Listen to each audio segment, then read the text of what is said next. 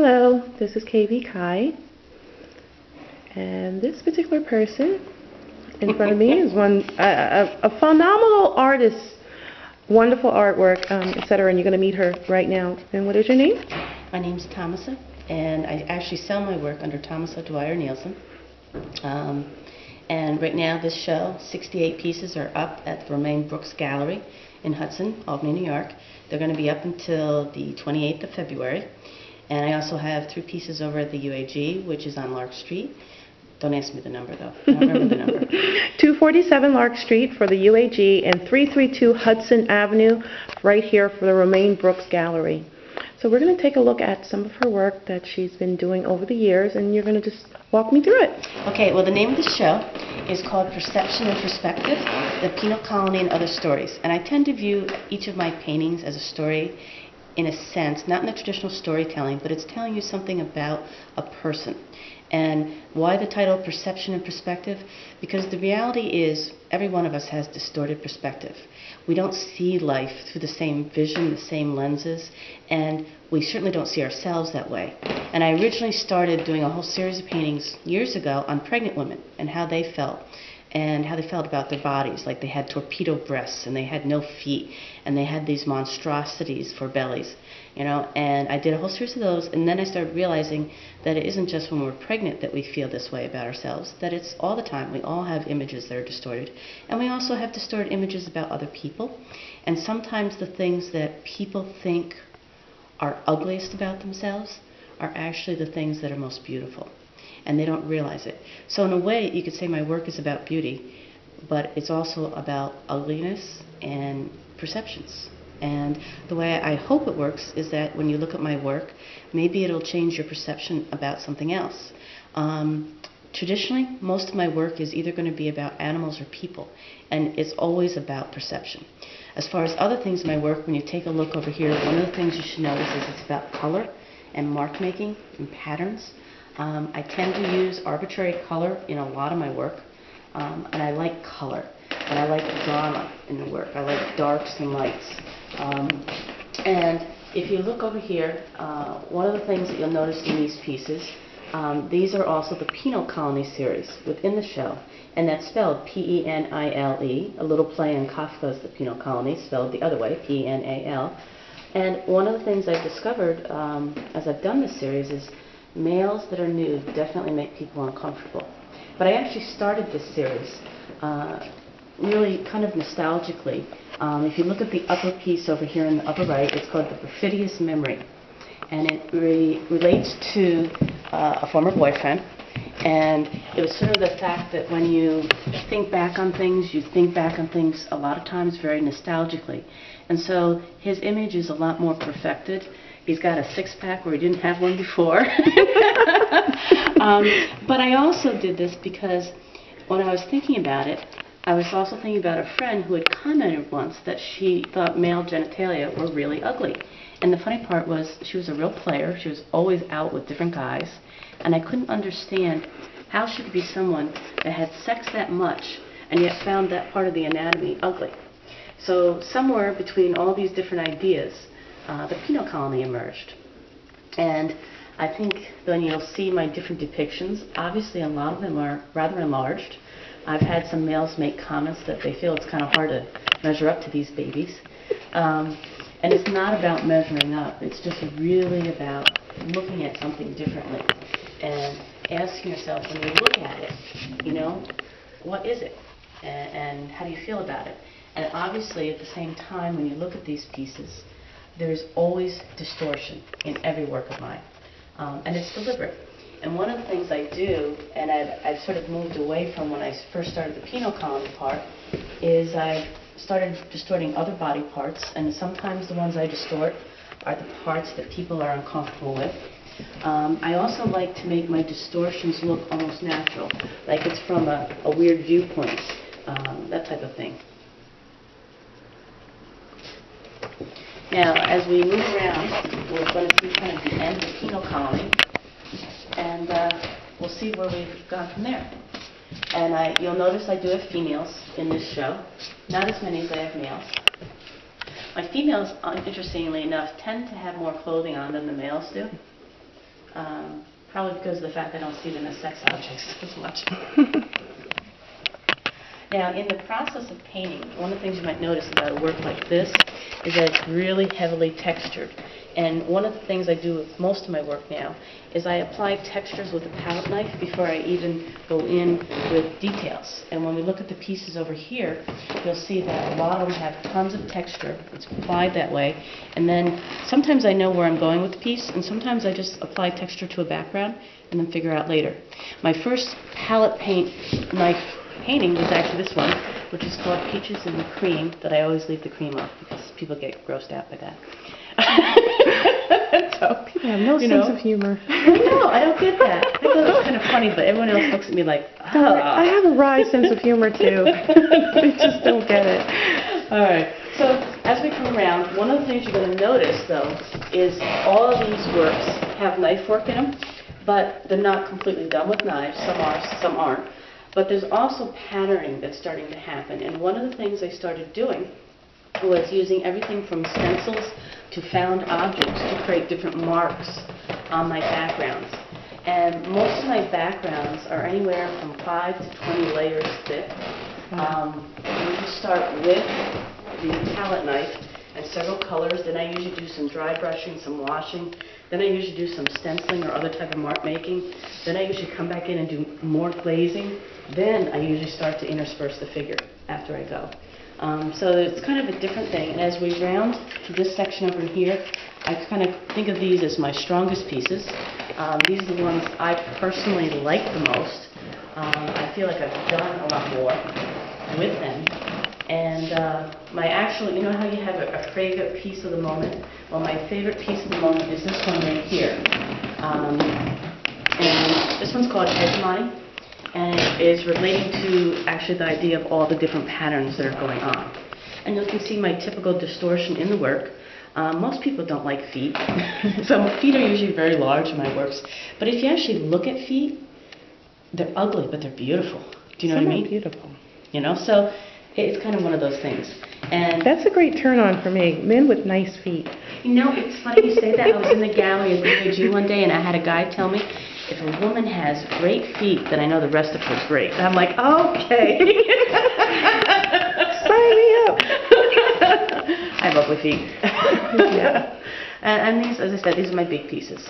Now, as I was emerging with these, I also started another series, which I kind of refer to as my Mondrian series. Okay, now, as I mentioned before, these pieces are among my favorites. But one of the things I haven't talked about is also where my models come from or how I create the images I create. And the thing is, sometimes I have an idea of a particular pose I want, and then I get people to pose, nude or not nude, mostly dressed. Okay, I got a great imagination. Some of my pieces are actually composite works, where I'll have a hand from something here and something from there to create the actual pose I want.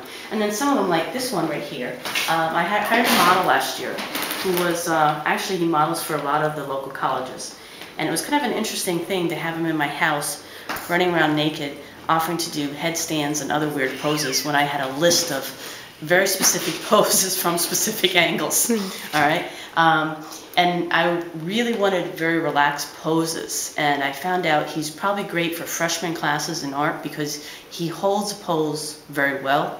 It's just he doesn't know how to hold a pose so it looks relaxed. So very rigid.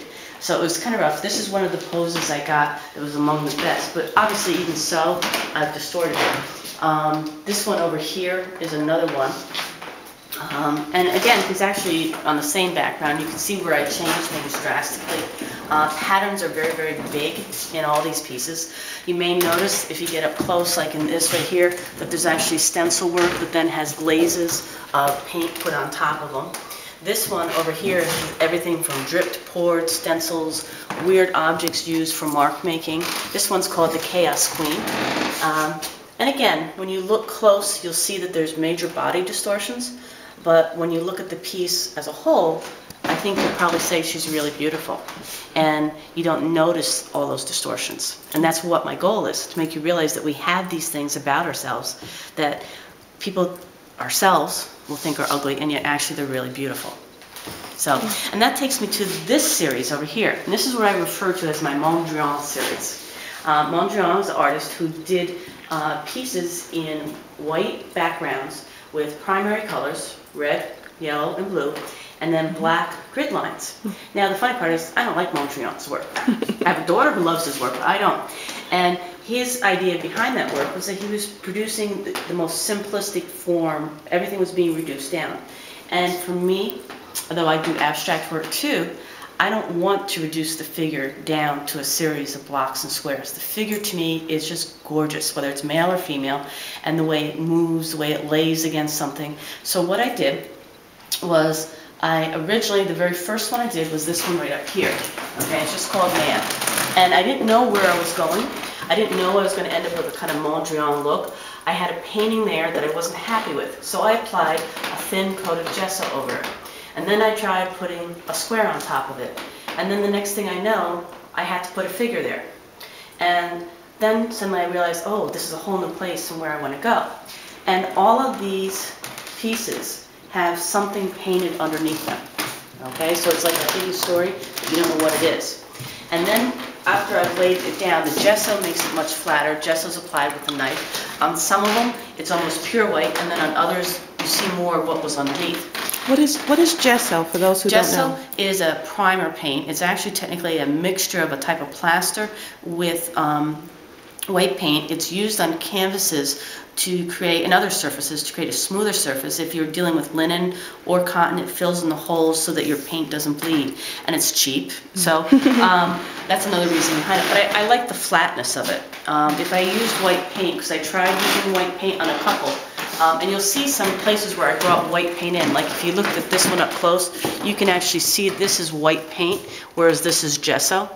But I don't really like the glossiness of the white paint for this. And the thing that I did with these is I would tape out various geometric shapes, paint them, and then after I painted them, I'd look at the shapes and think, well, what type of body posture does these suggest? And then I would then put the figure in afterwards. But most of them, I didn't know where I was going, what figure I was going to be doing. It was more like, all right, what type of pose is suggested by this? So if you look at a little one like this one called Morning Stretch, I look at the rectangle and the square I made, and then I tried to think about what type of pose would work with this. If I was Mondrian reducing it down, he might reduce down maybe to the yellow and blue, where in my case, I'm putting the figure on top. And these seem to be pretty popular. They're obviously a much faster painting for me to do than the ones on the other side, because they don't have as many layers. There's an underpainting, then there's the gesso, then there's the squares or rectangles, and then there's the figure. And that's pretty much all there is as far as layers to them. And some of them you may recognize are the same poses I used on the other side. Sometimes I'll take the same pose and see how many ways I can do the same pose. And then if we move back over here, the other thing I'll make a comment on is that all of these pieces, with the exception of this one right down here, okay, which is called Homage to the Hand, all of them, other than this one, were done in the last 2 years. I tend to really do a lot of artwork. Which is great. We need more prolific artists. I don't try. And then, you know, everyone's got to have their thinker. So I have an older thinker. Hopefully you can tell it's a slightly older gentleman. And that's really what I'm doing. My abstract work is a little different, but I don't do that as much. I think I like doing more abstract within the confines of a figurative thing with it. Most of my work is figurative. And when I work on my animal series, which I haven't that much lately, and I've done everything from cows to dogs to cats to rats, I usually try to focus in on the humanity within an animal, and also having you perceive them differently. I actually started my rat series because I really found rats ugly, and I thought if I did a series on them, I'd find a way to see the beauty in them. And I gotta admit, when I finished the series, I still struggled. No one really liked my rat series, other than people that have pet rats. Yeah, well, some of the best, unfortunately, people don't even know this. Some of the best pets are rats. That's right. They're very sociable animals. Actually, they're better than guinea pigs and the other small, Yeah, but I can't handle their tails. Yeah, I know, their tails are creepy, but, you know, I can't do the rat thing either, but they are awesome, beautiful creatures in their own right, but You have to have a special taste for it. I'll stick to my cats and dogs. I love my cats and dogs. And I always tell people that the reason I started out with cats, dogs, and cows is growing up, I grew up with 5 monkeys. And I had one in my bedroom with me. So that kind of makes you definitely an animal person, or else you'd be the complete opposite. That's true. Yeah. Real monkeys? Or? Real monkeys. 2 Capuchin, 2 Spider, and 1 Woolly. Wow. Peter, John, Candy, Tabitha, and Didymus. And Didymus lived with me. And Didymus, by the way, is Greek for Thomas, so it's kind of appropriate. I didn't name him, my father did. Wow. So Didymus lived with me. So there's 2 Thomases, in a sense, in that bedroom. Oh, wow. Well, we're going to take a last look, pan around the room of your gorgeous work. And remember, guys, the artwork is on display at the Romaine Brooks Gallery at 332 Hudson Avenue in Albany, New York, until the 28th of this month, which is February 2011. So come out and see it. Thank you.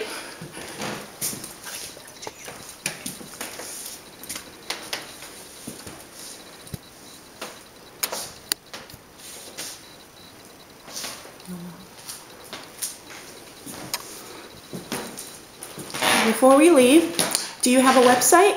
Oh, I do. It's artbythomasa.com.